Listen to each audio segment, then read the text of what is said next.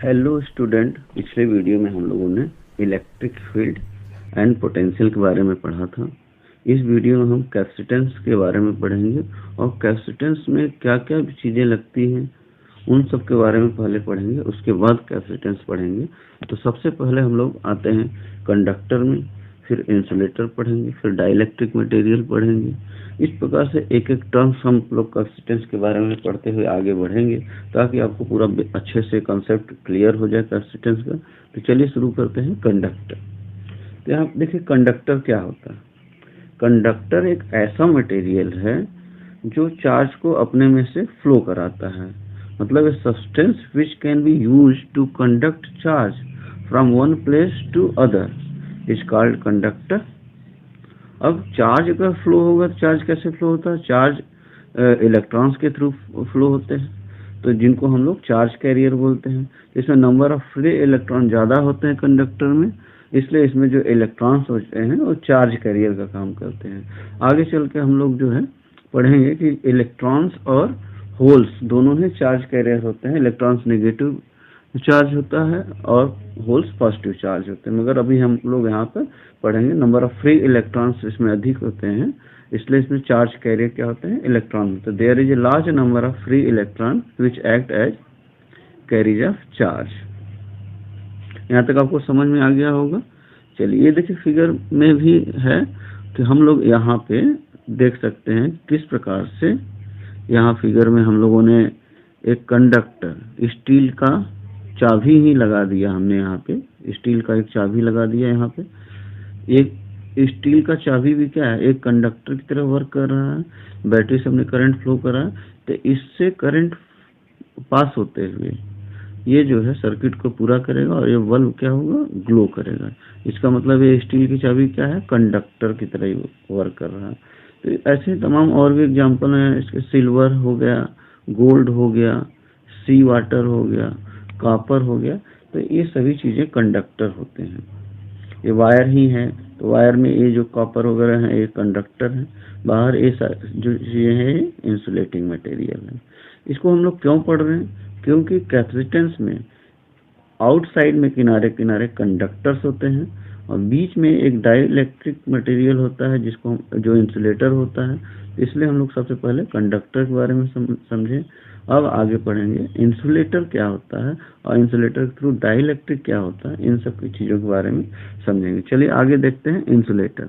देखिए इंसुलेटर क्या होता है, मतलब अभी हमने बताया कंडक्टर जो अपने में से चार्ज को फ्लो होने दो वो होता है कंडक्टर, और जो अपने में से चार्ज को फ्लो ना होने दो वो होता है इंसुलेटर। तो insulator are the substance which can not conduct electricity. Insulator are also called dielectrics. Insulator ही क्या होता है? डाइलेक्ट्रिक होता है। यहाँ पर देखिए जैसे हम लोग एक बल्ब है, अभी हमने वहाँ लगाया था एक चाबी लगाया था, एक की लगाया था, वो क्योंकि कंडक्टर की तरह वर्क कर रहा था, इससे करंट पास हुआ सेल से और ये बल्ब क्या हुआ? ग्लो हो रहा था। मगर यहाँ पर देखिए हमने वुड लगा दिया। वुड एक प्रकार का इंसुलेटर है, कंडक्टर नहीं है, तो ये अपने में से जो है इलेक्ट्रिसिटी को पास नहीं होने देगा, इसलिए ये हमारा क्या हो जाएगा? इंसुलेटर हो जाएगा। यहाँ तक समझ में आ गया? ये हमारा क्या हो जाएगा? इंसुलेटर हो जाएगा। यहाँ देखिए इंसुलेटर लगाने से इलेक्ट्रिसिटी कंडक्ट नहीं होगा और बल्ब ग्लो नहीं होंगे। इस प्रकार तमाम और भी इंसुलेटर हैं, जैसे ग्लास हो गया, रबर हो गया, प्लास्टिक हो गया, ऑयल हो गया, ये सभी इंसुलेटर्स होते हैं।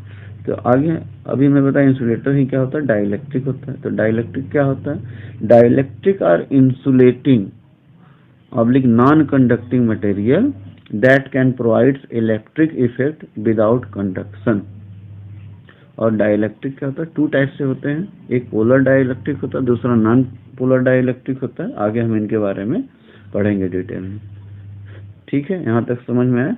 चलिए आगे देखते हैं। तो पोलर डाइलेक्ट्रिक क्या होता है और नॉन पोलर डाइलेक्ट्रिक क्या होता है? तो पोलर डाइलेक्ट्रिक सबसे पहले समझिए कि जैसे हाइड्रोजन है, हाइड्रोजन पे पॉजिटिव चार्ज, क्लोरीन पे नेगेटिव चार्ज। अगर पॉजिटिव चार्ज और नेगेटिव चार्ज के जो सेंटर हैं एक दूसरे पर कोइंसाइड नहीं करते हैं, सेंटर एक दूसरे पर कोइंसाइड नहीं करते हैं, तो इस तरह का जो मटेरियल होगा वो पोलर डाइलेक्ट्रिक मटेरियल होगा। The center of positive charge does not coincide with the center of negative charge of the atom is called polar dielectric material। ये इनके एग्जाम्पल हुए HCl और H2O। इसमें ये नेगेटिव चार्ज, ये पॉजिटिव चार्ज, ये positive charge, इनके जो सेंटर हैं कोइंसाइड नहीं करेंगे। वही अगर नॉन पोलर की हम बात करें, नॉन पोलर में से H2 है, ये भी पॉजिटिव, एक पॉजिटिव एक नेगेटिव अगर मान ले तो दोनों को अगर मिला देने पर दोनों के जो सेंटर हैं एक ही पॉइंट पे आएंगे, मतलब दोनों कोइंसाइड करेंगे।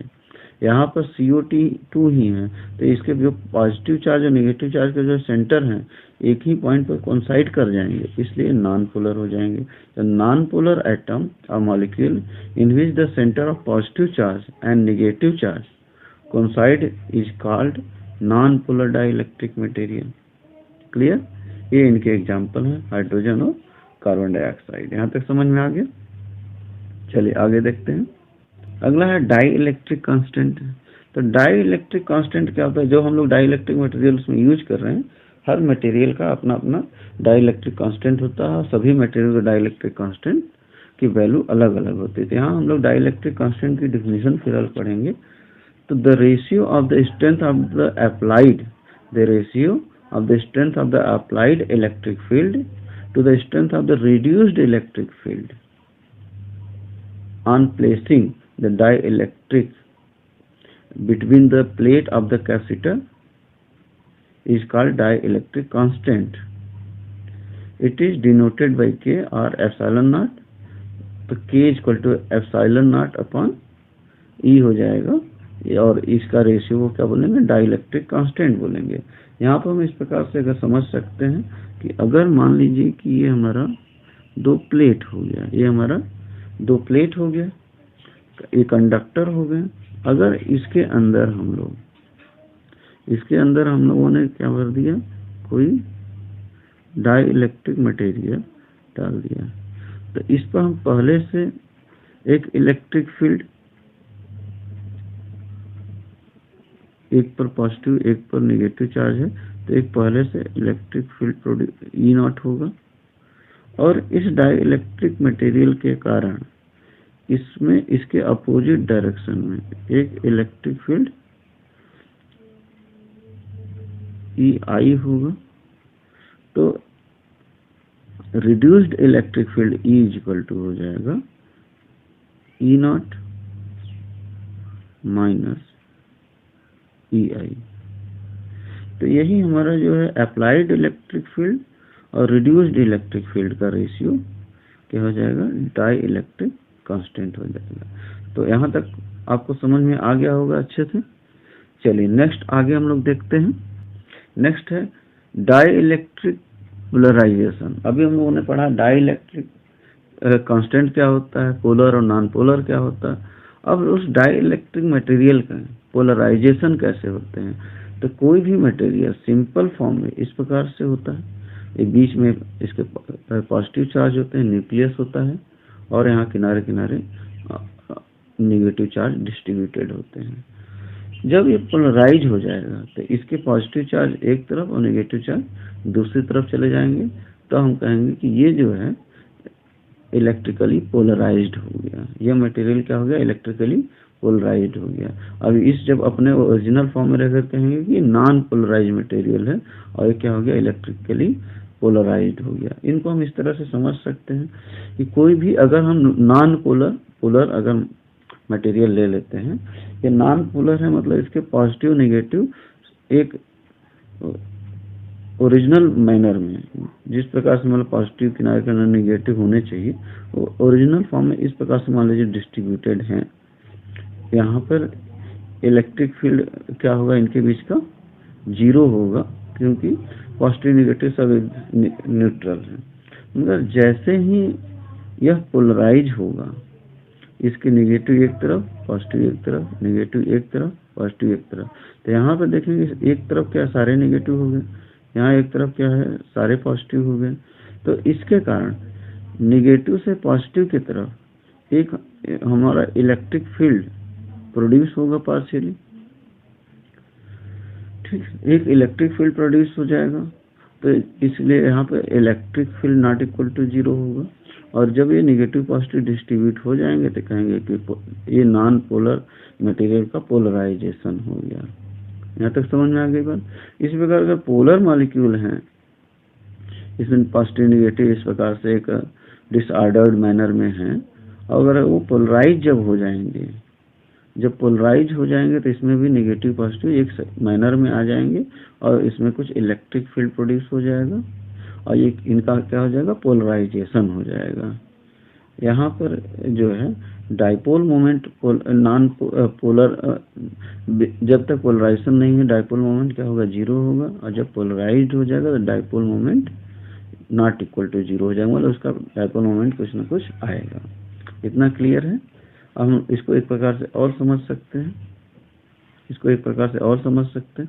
जैसे देखिए यहाँ पर ये जो एटम्स हैं, बीच में न्यूक्लियस है, चारों तरफ जिस मैनर में इलेक्ट्रॉन अपने ऑर्बिट में बटे हैं सब उस मैनर में बटे रहेंगे और इसका इलेक्ट्रिक फील्ड क्या होगा, 0 होगा। मगर जैसे ही ये पोलराइज्ड हो जाएगा, हम इस इलेक्ट्रिक फील्ड इस पर अप्लाई किए, ये क्या होगा, इलेक्ट्रिक फील्ड अप्लाई करने से ये पोलराइज्ड हो जाएगा, मतलब एक तरफ नेगेटिव एक तरफ पॉजिटिव, मतलब ये पोलराइज्ड हो गया। तो जब ये पोलराइज्ड हो जाएगा तब इसका जो जब मोमेंट है वो P equal to epsilon minus epsilon naught into E हो जाएगा। Epsilon minus epsilon naught times applied electric field applied जो होगा उसके इक्वल हो जाएगा मोमेंट इसका। तो इस प्रकार से डाई इलेक्ट्रिक पोलराइजेशन होता है। यहाँ तक समझ में आ गया। चलिए इसके आगे देखते हैं इलेक्ट्रिक ससेप्टिबिलिटी क्या होता है। तो इलेक्ट्रिक ससेप्टिबिलिटी जो है, it is found to electric polarisation P। अगर electric polarisation P is directly proportional to polarisation to effective electric field E in a polarized dielectric, means अगर कोई effective electric field E है, effective electric field अभी हमने बताया कैसे निकलेगा, E not हमने अप्लाई किया तो जिसका नेट मोमेंट जो होगा, पोलराइजेशन को अगर हम P से लिखते हैं और मोमेंटम को स्मॉल p से लिखते हैं, तो जो पोलराइजेशन होगा P वो directly proportional to E not के होगा। ई नॉट क्या है, जो हम लोगों ने इलेक्ट्रिक फील्ड अप्लाई किया है। ठीक है, तो यहाँ पर इस प्रोपोर्शनल साइन को हटाने के लिए एक कांस्टेंट लगा देंगे, जिसको हम लोग क्या बोलते हैं, यही कांस्टेंट क्या हो जाएगा, dielectric susceptibility, electric susceptibility हो जाएगा। तो मतलब इसको हम लोग काई भी बोलते हैं। Chi is called electric susceptibility of the dielectric material. तो इस प्रकार से हम लोग इसके बेस पे कह सकते हैं, it is the found that the electric polarisation P is directly proportional to, it is found that the electric polarisation P is directly proportional to the effective electric field E in a polarized dielectric, polarized dielectric। तो P is proportional to E not और P is equal to constant एक multiply कर देंगे हम लोग, P is equal to constant multiply कर देंगे तो ये हो जाएगा काई इंटू E नॉट, जहाँ काई एक कांस्टेंट है और यही कांस्टेंट हमारा क्या है, dielectric susceptibility of dielectric material. यहाँ समझेंगे कि ये जो P होगा, ससेप्टिबिलिटी P हम लोग लिखेंगे, जो डाई पोलराइजेशन P है वो P नॉट नेट, मतलब जो मोमेंटम है नेट, अब डिवाइड बाई जो पोटेंशियल डिफरेंस होगा अप्लाइड पोटेंशियल, उसके रेशियो पे इक्वल हो जाएगा। यहाँ तक समझ में आ गया। तो आप हम लोग इससे भी समझ सकते हैं कि हम लोगों ने यहाँ क्या किया, electric field E not apply किया, यहाँ पर नेगेटिव चार्ज, यहाँ पर पॉजिटिव चार्ज आ गया, इस पॉजिटिव से नेगेटिव की तरफ एक इलेक्ट्रिक फील्ड EP प्रोड्यूस हो जाएगा पोलराइजेशन के कारण, EP प्रोड्यूस हो जाएगा पोलराइजेशन के कारण। तो इफेक्ट नेट जो इलेक्ट्रिक फील्ड अप्लाई होगा E नॉट माइनस EP होगा, अभी हमने पीछे समझाया है, और इसका नेट मोमेंटम नेगेटिव से पॉजिटिव की तरफ होगा। तो net momentum divide by potential is called electric polarisation P। तो यहाँ पर जो काई है ये क्या है, इलेक्ट्रिक ससेप्टिबिलिटी। यहाँ तक समझ में आ गया? तो उम्मीद करता हूँ कि आपको बहुत अच्छे से वीडियो समझ में आ गया होगा। अगले वीडियो में हम लोग इलेक्ट्रिकल कैपेसिटेंस के बारे में डिटेल में पढ़ेंगे।